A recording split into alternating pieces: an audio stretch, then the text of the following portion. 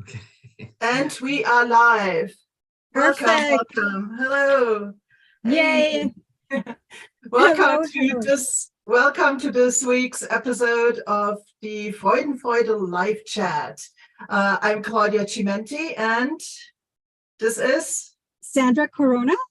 okay, fantastic. We are coaches. Sandra? Yes, I am a coach for executive expats and for ADD neurodiverse people. Exactly. And I work with individuals, leaders, and entrepreneurs, as well as their teams. So today we are going to talk about goals. This is being live streamed, just that we do not need to worry about all the post-processing of video and things like that to make our life easier and to give you access to the recording as quickly as possible. So you can find it on YouTube on the FreudenFreude YouTube channel. Okay, so sorry about that. That's my dog. That's okay. That's okay. If you hear some rattling noises in the background, it's my teenage kitty cats playing around with Okay. toys. So Life. That's life. That's life. I think progress trumps perfection. Alrighty. So first we want to say hi to Dennis, who joined us today. So maybe we just set the stage about goals, and then we can invite Dennis and others who join us to potentially go and join in and ask questions and give their feedback. Okay. Excellent. So Sandra, goals. So goals. So I wrote a ton of things. And one of the questions that I even asked myself was, why do we need goals? And do we need them? So the answer is very clear. Yes, we do need them. Okay, and why do you think we need them? Okay, perfect. So thank you for the question. So I saw that one of the many reasons why you need goals is to stay motivated. It minimizes stress. It keeps you focused. It avoids the gremlins in your head, meaning that you avoid self-criticism, shame-like voices, right? Because when you don't achieve what you said you were going to achieve within the certain time that you said you were going to achieve it, you shame yourself to say, how could I have not done this? And you start hearing all these bad things that you start repeating to yourself, right? Like you're a loser, all these terrible things that we say to ourselves. And then it avoids resentment and possibly even dangerous reactions and behaviors. You know, we go into binging modes, watching TV for hours. Watching TV for hours. Most of all, it keeps you within your values. But okay, let me challenge that a little bit. So what about these bazillion people that live perfectly well without ever having set goals? These people that never have set themselves goals, I think they have to reevaluate. In my way of seeing it is that you need goals for everything you need. You need personal goals and you need professional goals. If you don't have them, sometimes you're going to find yourself drifting away from what you want to achieve. Most probably you are going around, around the bushes and until you achieve your goals. And I'm not saying they don't achieve them. I'm just saying that it takes them longer time. Well, I think that everything you said is absolutely true. Maybe we need to take a step back and actually talk about who's in charge of your life, right? Because I think that if you kind of outsource your life, the decision-making about your life, to the outside, to your parents first, to your bosses, to your spouses, to society at large, to whatever cultural pop phenomenon that's just like the fad of the day. If that is what directs your life, well, guess what? Then you don't need goals, because it's all kind of just pushed in from the outside. And frankly, there's probably people on this planet that are perfectly happy to just live that way. In the language I use is living your default life. Meaning, if you like default setting on a software or something like that, just factory made. That's what you're going to get. That's what you're going to take. Right. And some people are perfectly happy with that. Others become power users in their life, and they want to power users. Like if we take this idea of like a computer out of the box with the default settings, or you have the power users that really want to customize the way that they live their life. They want to take responsibility for the outcomes. They want to. Sorry, this is life, guys. This happens. Beautiful dog, and I guess he or she is just like a little bit upset that her friend is not there, right? Yes, exactly. So, I think that if you want to take charge and take responsibility for your life, you have to make decisions. You have to decisions what specifically it is that you go after. You find the things based on your values, based on your personality and your strengths that are going to get you to the life you have decided you want to lead. And you said something very important, based on your life, your personality, and your needs. That's something that people need to keep in mind. Values, and it just has to fit with you. It's kind of this custom-made life now. Okay. Perfect. Yes. And so then if you have decided at some point you want to end up in a certain place, a specific place, that is a goal. And then you will start to put in motion actions and behaviors that are going to get you there. Okay. So it's a goal is kind of a decision and a commitment that you make to yourself, to get somewhere. Granted, if you want to do a good job, you're going to start being accountable and having accountability people in your life that are going to support you to get there. But ultimately, it is a promise you make to yourself. Yeah. That is absolutely correct. And I agree with you. One of the things that I had written down is also, let's see, one of the questions actually that we have there is how to set them up, right? That is probably, I'm getting ahead of myself, but I liked that you said that you have to set priority. I'm sorry, you never said priorities. I'm reading this. What is that you said? That I said the three things. I'm sorry, I'm distracted by my dog. Your values. Just the things that your personality, your needs and requirements, your station and your current state and your capabilities. Everything is going to factor into those decisions, and that's why it's pretty. You shouldn't just do it on a whim. You should really give it some thought.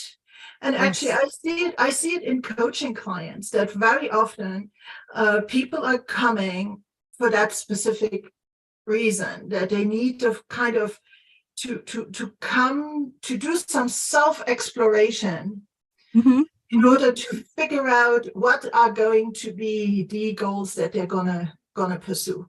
Because if that initial step is not really,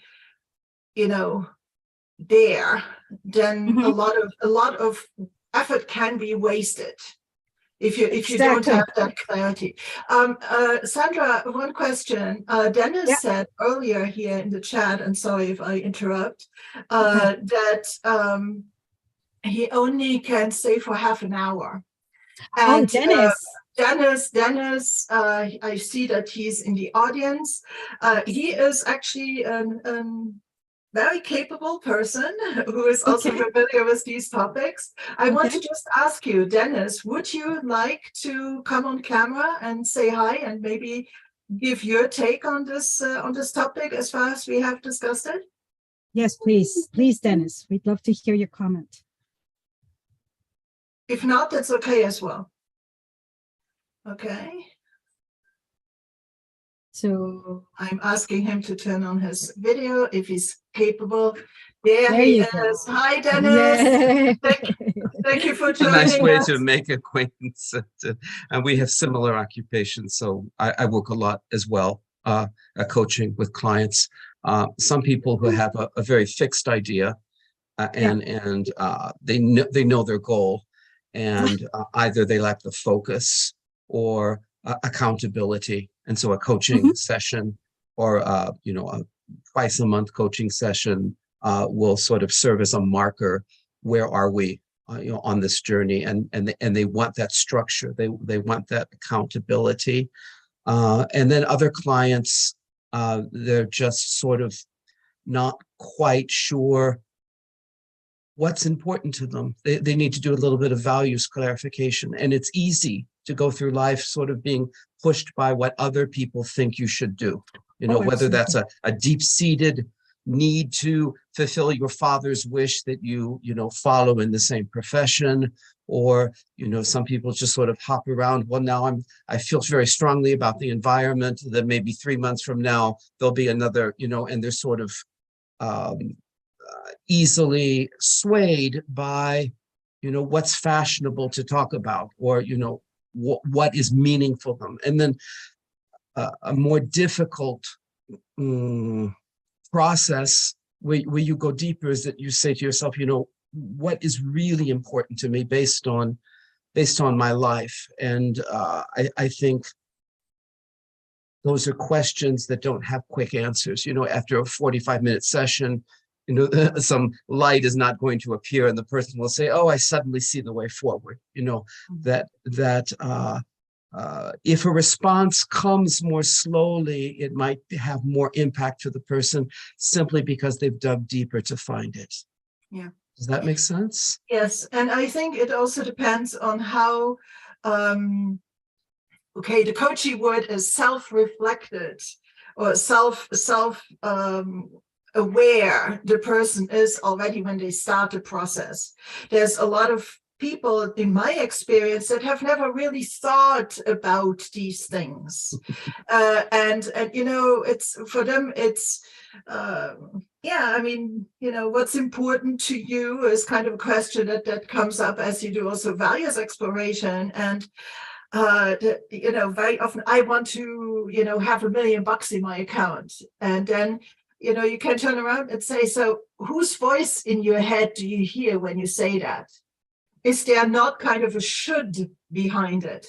I should be a person who has $1 million in my account, but is it really true that for you, would you be really not okay if you had less than that? Or more than that, for all intents and purposes. So I think the self-exploration in itself is a process that also asks you to really learn about yourself and the things that truly resonate with you. And we have all gone through moments where we heard our mother's voice in our head. You should. Yeah. Or when people go through a values list, which is a coachy type exercise, they would go and they would say, oh yeah, here's generosity. I should be generous. So I'm going to cross it on. Right. And so it's a process. And in my view, it's very fun because it can really make a profound difference in how you feel in your skin. And how it can open your mindset and get yourself in touch with yourself. Okay, that's like such a new agey way of putting it, but it truly is like that. Yeah. Sandra, I wanted to ask you, because I think we both work a lot with expats, and it's a specific population, because I think well, first of all, the biggest variable is, did the person, him or herself, decide to do the expatriation?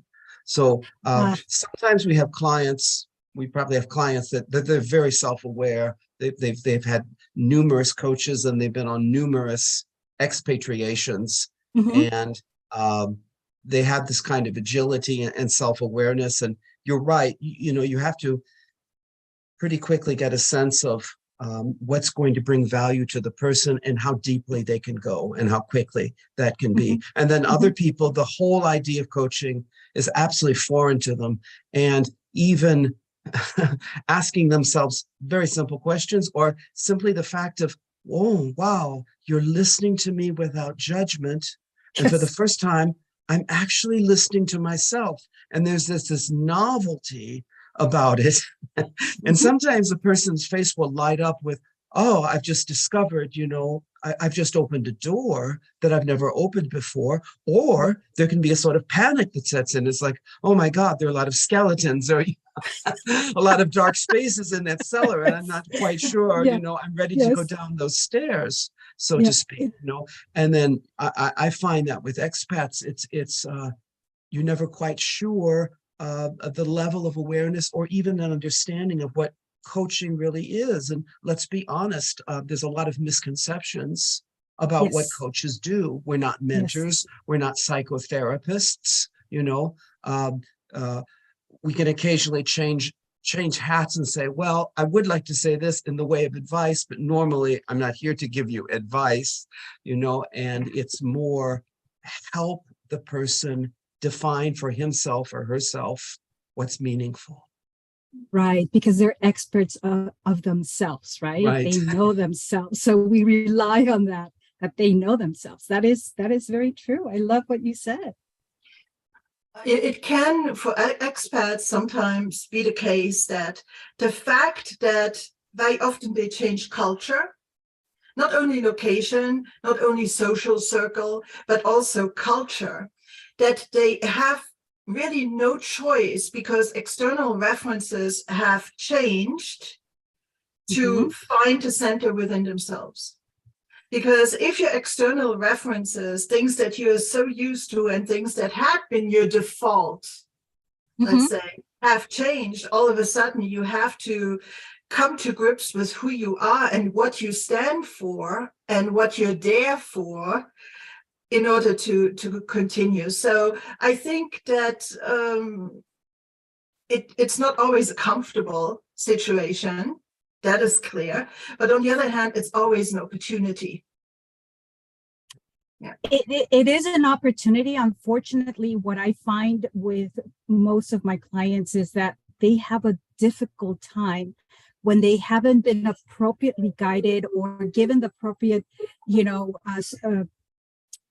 expatriation service to understand themselves, to have their values as like their North Star, and 2 or 3, reach out to a coach. Because like you said, unfortunately, there is not much information out there of what coaches can do for expats, and mostly it is to settle, right? To adapt, to succeed, to feel comfortable with themselves, to understand that even though they're moving countries, their values and their beliefs still stay there. And all they're doing is just adapting, which is different than changing, because most of them feel like I have to give this up so that I can fit in, because that's what a lot of expats do. They fit in, and then when they least expect it, they feel stuck, right? They feel stuck. They feel like they are not going or moving forward. They feel like something is not belonging. They feel lost, and a lot of the wives end up repatriating because they're not finding themselves. So I do believe that expats need to have their values very, very clear. And I think we spoke about this not long ago, Claudia. We said that a lot of people, unfortunately, do not even know what are their values, their core values. Like they know they have something that they go by to live and exist and be respected, but they don't have a clear understanding of what they are, which is why external environment is there and kind of changes their ideas as they go, right? So, yep, that's part of the goal setting. Yeah. May I ask a question? Because I don't want to pull you too far off the topic of goal setting. But you know what was so interesting for us as coaches who worked, during COVID, yeah, very differently, because suddenly there was no idea, there was no even attempt to adapt to an outside culture because people were simply stuck. Either in France, people were just, they're coming and going were very limited to a certain time or a certain area. And so there wasn't even a discussion of adapting to an outside culture because there simply wasn't any. And then suddenly we found people very quickly in a new environment that they were not familiar with. And then they had to have, a different set of skills. And I've found, and probably this is the same for you, Sandra, is that people aren't clear about what they want or need. And some people are just like, I need to get out of survival mode until I get these basic things settled. We can't talk about, a little bit higher up on the pyramid of, what's going to be meaningful or fulfilling for me, because I'm worried about where are my children going to go to school, and are there other, people of my nationality, and what language should I, for Luxembourg, I'm living up in northern Luxembourg. Should I learn German because I'm not so far from the border? Or should I learn French because of Luxembourg City? But I hear people speaking Luxembourgish at the office, and so, they ask very technical questions. So there's a certain amount of information that you almost feel obliged to give. But basically a coach is more in the, providing insight. But then I think, the waters have to have cleared a little bit for you start throwing your fishing pole into those waters, because, I would say like the first 6 weeks, there's just too much, there are too many other concerns, so I find that, are we going to provide information which will help to a certain extent still the waters? And then once you've developed, but I don't know, how you work, Sandra. Do you work just like a couple of sessions, or you do go for 6 months or a year, or how does that normally work for you? For me, it has no problem. Thank you for asking. So I let them decide what's best for them. What I do is that in this case, for 3 of my clients, what I've done today specifically, we measured how much they've advanced so that they can have a vision, right, of where they were 6 months ago and where they are today. And that helps them see, for example, the goals that need revision, the goals that need a little bit of shifting, because there's also goals that are unachievable, that at the moment seemed like the right answer, the right way to go. And then they realize that, oh, but I've already done this and I've already done that. And so this doesn't fit anymore. So they're ready for change. And they realize that. And that is wonderful, because the problem, like you said since the beginning, when you have expats or clients that are set on their mindset of what they want and what they need, change is not going to happen. And so for me, it's a revision. And I even asked my husband, believe it or not, I asked my husband the other day, what is that you do at the office to keep your goals up to date? And he said, well, to start with, goals are not supposed to be another job. Okay. Your goals are supposed to be, and he gave me, they're supposed to be, which I agree, realistic, sustainable, attainable, aligned to your vision or purpose, relatable, They should be independent from other people, but you will never be able to succeed without people. So there's a difference, right? And visual. So I thought, wow, yeah, that's very true, because if you can visualize them, you can achieve it. If you, not so much measurable, because it's really hard. It just depends on you, where you And are. it depends on the type And of it goal, depends on the because goal. some Yeah. goals don't have Exactly. clear markers. So I Exactly. want to feel more confident, you know. People have an impression, yes, you know, I have to do some public speaking now, and now I'm not in the terror, you know, terrorized like I was 6 months ago. But then, you know, how long can you speak in front of an audience without starting, you know, you try and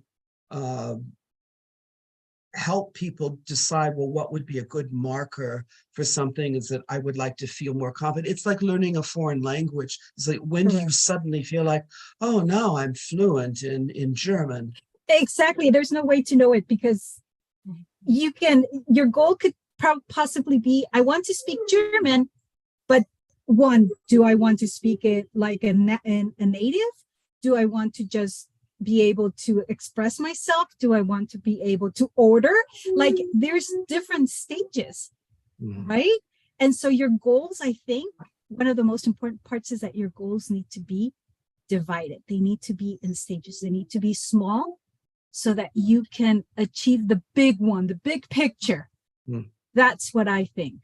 Or maybe they're like little pieces of a puzzle that, you know, that you start to gradually fill in. Well, I don't feel like I speak German well, but now I've learned how to go to the bakery and order bread in German. So that's one more context. That's one more piece of a puzzle where I feel that I'm gradually filling in.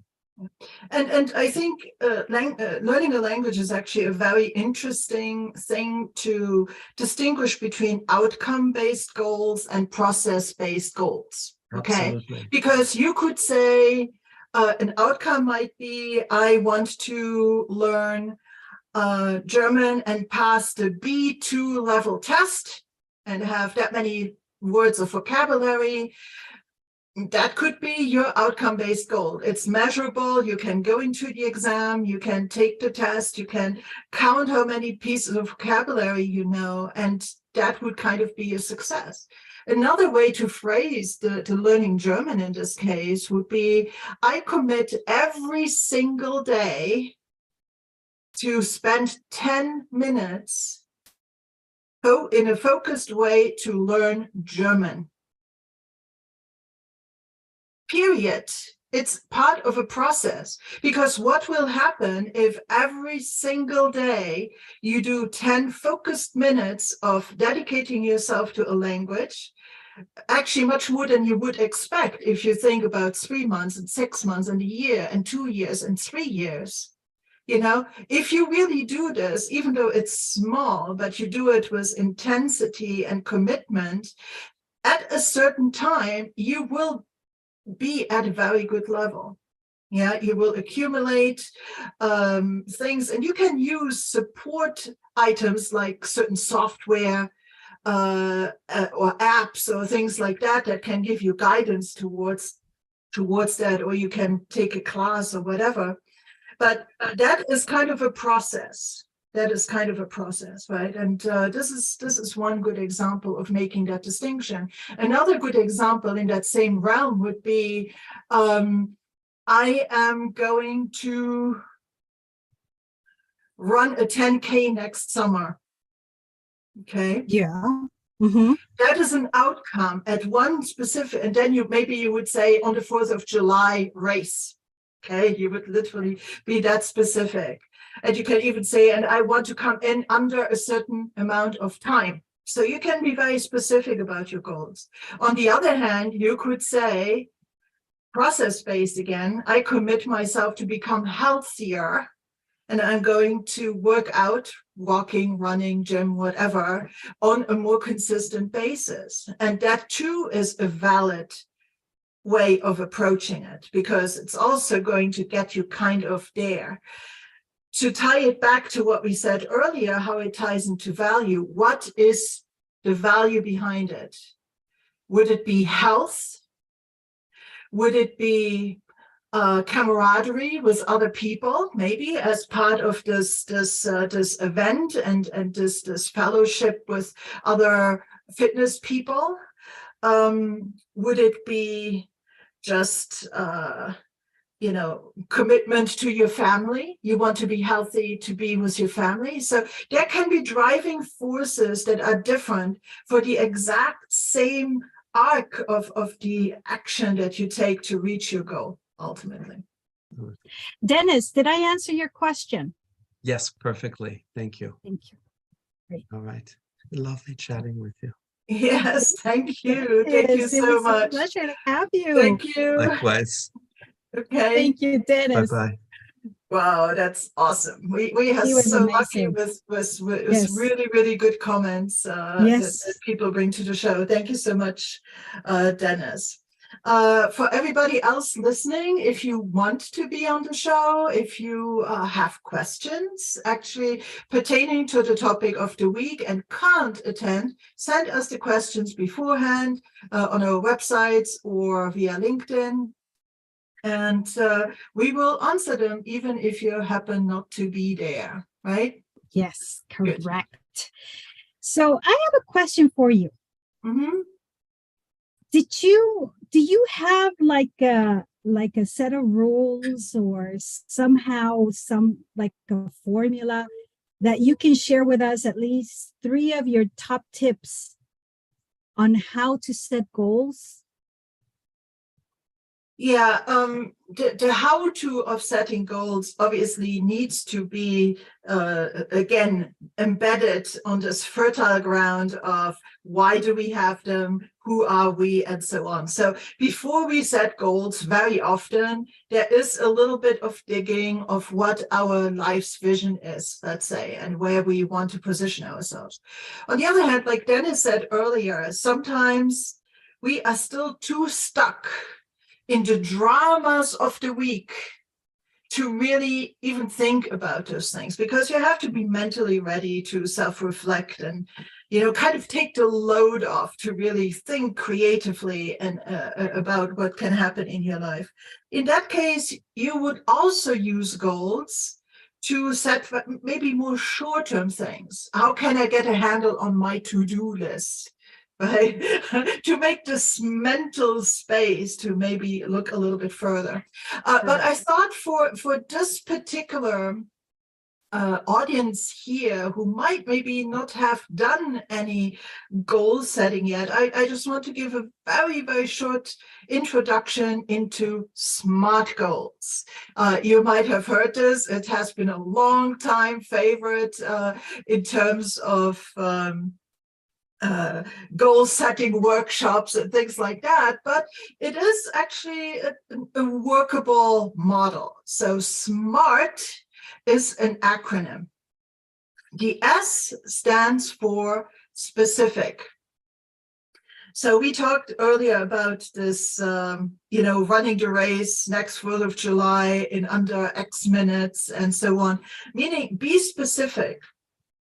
Don't say, I want to stop doing something, but really focus on what you would like to be able to do and achieve in the future in a positive way. I would like to look good in that dress by Christmas. Okay, it's that dress, it's at Christmas.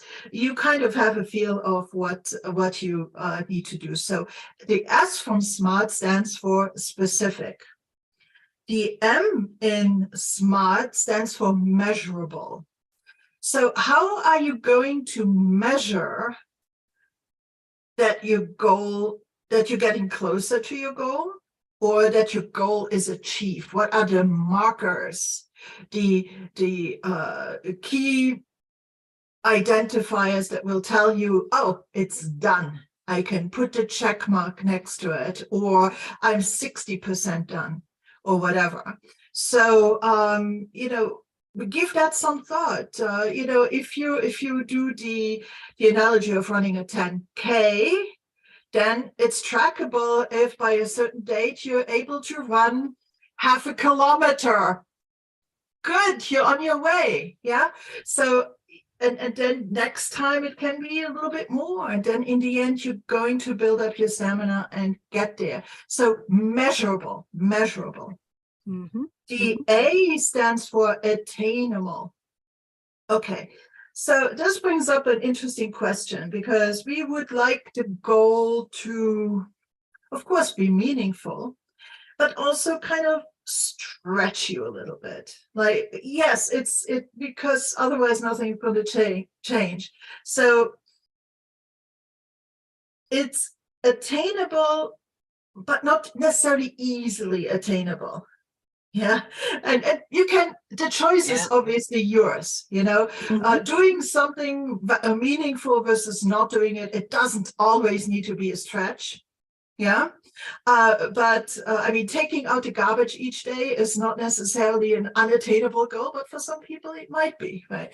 So attainable. So work towards a goal that is challenging, but possible.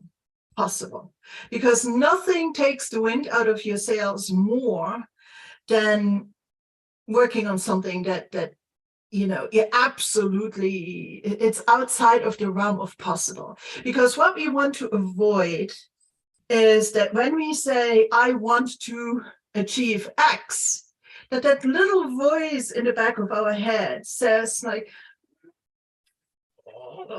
okay, maybe, yeah, okay, I'm gonna try. That's what we want. I'm gonna do it. Yes, and not just like, yeah, no, not gonna happen. I'm not even gonna try. This, correct. But yeah, okay, good. No, not gonna happen, because it's literally not gonna happen. Not gonna happen. So make it possible. The R stands for realistic, and a good goal actually depends only on you. You should be, with your means and capacities and capabilities and skills and means, you should be able to achieve it. Because we all know once we have to bring other people in, that can put a big dent into things, right? Because now all of a sudden it's dependent on others. Many goals are, especially in the professional realm. Okay, yeah. But the thing is, be honest with yourself about what you know, what you can do, and what you and potentially the people you have to rely on can actually accomplish. Yeah, realistic. Yes. And sometimes it requires a slight different take on things. Okay, I saw a LinkedIn Live yesterday by Tanya MFK. She said, okay, so when a business owner wants to generate revenue, very often what is being done, it would be something like, I want to generate $20,000 in the next quarter in terms of income. But guess what? That depends on your client's buying. Okay. So all of a sudden that is so out of your control, because you're not in, you can't be held responsible for I mean, not really for the circumstances of the people that you talk to. But what you can be responsible for is how many proposals do you send out? How many offers do you make? How much do you put yourself out there to give people the opportunity to buy? Yes. And so all of a sudden, by the law of large numbers and by the effort that you put in, obviously, if you have your client base, sufficiently figured out, clients will react to that and come and buy from you. But on the other hand, it is all of a sudden something that is realistic for you without requiring other people to come in. The last one, the T in SMART, is to make it bound to time. That means give yourself deadlines. Even, I would say, in process-based goals, because nothing can be more tricky than needing to do something forever. Ah, Yeah. So it would be good to exactly. do that. Like, I am going to do this every day for the next 3 months. I didn't have this big shopping spree. Yeah. Like reward and then do it again for 3 months or whatever, that you have some deadlines blocked in. Okay. So smart, specific, measurable, attainable, realistic, and time bound. So it took so long, Sandra. That's fine. That's what people want to hear. So imagine that. So you only have SMART. I created 10, but out of those 10, I'm only going to give 3. I think it's more than fair. Yeah, and I wanted to point out that this is a simple model. It works in many ways. Many people might be familiar with it, but there are so many more dimensions that come into goal setting and can influence it. So yeah, go ahead. I'm interested to hear. Thank you. So, I have a ton of books that I cannot even mention, but I will be fair and I will put them up on the screen and show them. Okay, so these are the books that I grabbed from information. Okay. Good. Just to keep it, let's say, up to date. But one of the goals, and this is for me goal number 3, it has to be relatable. The goal has to be relatable. Nothing is the same when time passes by. Okay, that is true. And if there's anything that we know for sure is that time will pass. The person that you were 6 months ago is not the person you're going to be today, because you have done the work. You have done the effort into doing those small little changes that take you a step closer into your goal. So keeping up with the times, projects, subjects, people, events, news, policies, depending on what type of work that you're doing, right? Let's say if you're an influencer, you have to keep up with fashion and all this kind of stuff. It's part of our job. And hence, we have to do a revision of what we set to achieve, which is something that I mentioned before. We have to make sure that goal that we're setting is keeping up with us as human beings, as we progress as human beings, as we advance, as we have acquired knowledge. It has to be with the times. It has to be relatable. Let me see which other one. Actually, in the work environment, just because this relates to this exact point, I think it's also why the agile way of doing things is so powerful, because there's these built-in moments in the process, in the agile process, where you check in and reflect and learn and adapt and figure out what have we learned, what will we change, what will we keep the same, and so on. Because there's 2 aspects to this, I think. The first way is to change the actual goal. That means the signpost, the end deliverable, the end thing that you want to achieve, that can shift. Absolutely, that can shift. Stuff is always shifting around us, especially in the work field where everything is so VUCA and everything is changing all the time. But also the way that we get there. Right? So you have your goal on the top of the hill and the sun is shining and stuff, but you have to go, up the windy road with boulders and rain and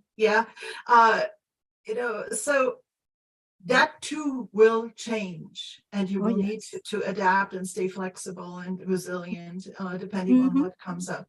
So I think in a workplace, that's in my view maybe one of the reasons why Agile works. And they talk so much about agility. Yeah. Thank you. I agree with you. Let's see. The second one that I would like to say is learn to let go. Learn to let go. So While our intentions are to meet and to serve, our clients, and objectives are meant to serve us, these can also shift, crash, and burn, right? Yeah, like the biggest change we can do to a goal is just to trash it. Exactly. Just say no. It was worthwhile when we said it 6 months ago, but now it's no longer relevant. And even though we have put time into it, we have put effort into it, we have this really nice planning chart and Gantt chart and all these things for it, now it's no longer relevant. And we have better things to do. So that's a tough one. Yeah, because it is based on you, like you said, being able to say no to things, right? Because a lot of people are not confident in being able to tell their leaders, their managers, we already have this much in our plates. Let's put that in the backlog and see if we can achieve it, right? A lot of people just say yes, yes, yes all the time, which is where we were talking about where values come in. Mm-hmm. So it's very important that you live within your values every single day. Okay. And so it says, know your limits and focus on what you can control. Right. Mm-hmm. And the final third one. Oh, I love this one. Don't leave crumbs behind. Okay. What do I mean with that? Don't leave chance the courage to include wellness as a goal. Okay, because a lot of people forget to include the mental well-being of themselves into part of the goals. Why? Because nobody wants to talk about feelings. That's the truth. But you have to include it. You have to make it your objective, which is why they say, what is your objective? Be healthy. So sometimes demanding too much of ourselves, which is where perfectionism comes into play. That's where perfectionism comes in. So people understand why wellness is so important. That we leave behind our values, and we smudge our values all over our, let's say, our road that is our journey. We leave them behind. We don't drag them with us. And so when we don't do that, that what happens is that what you were saying before, very similar. It leads for other people to lead your life, to tell you what to do. And then what I wrote down is, you find people that are disrespectful of yourself. We lose confidence, we lose trust, our voice, and eventually our identity, believe it or not, and self-worth. So there's nothing worse than serving other people's needs rather than fulfilling our own needs that lead to regret.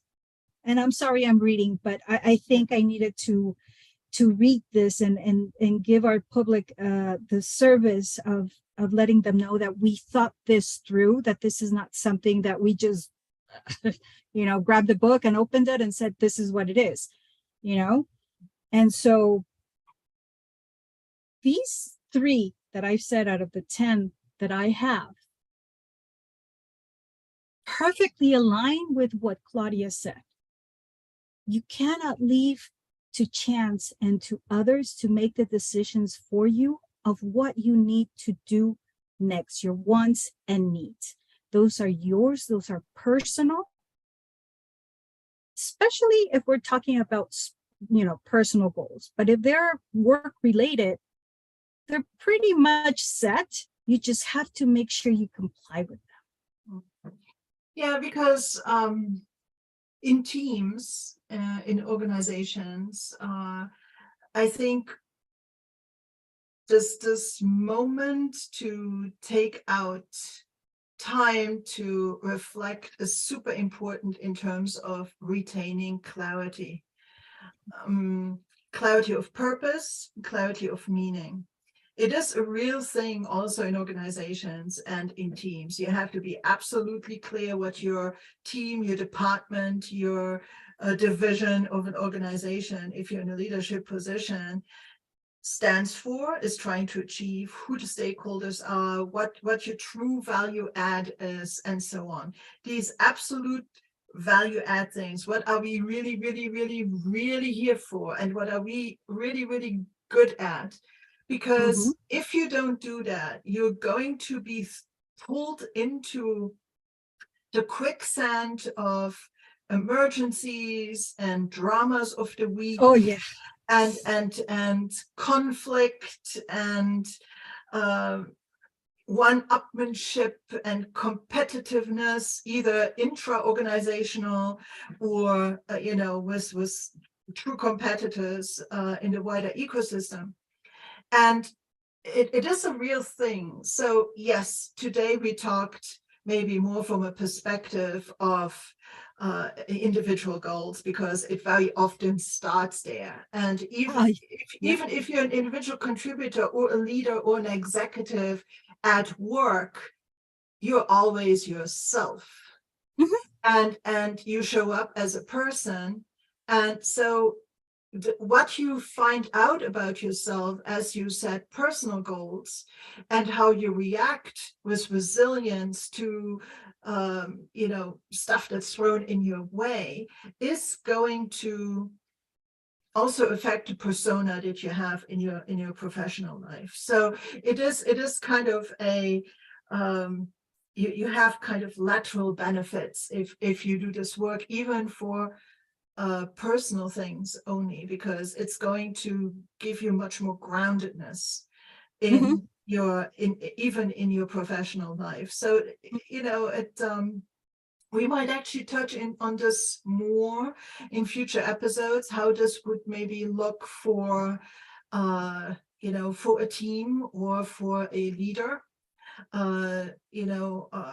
As these goals and visions play into the overall professional thing. Well, we're going to see. What you said earlier, I think, was very, very interesting.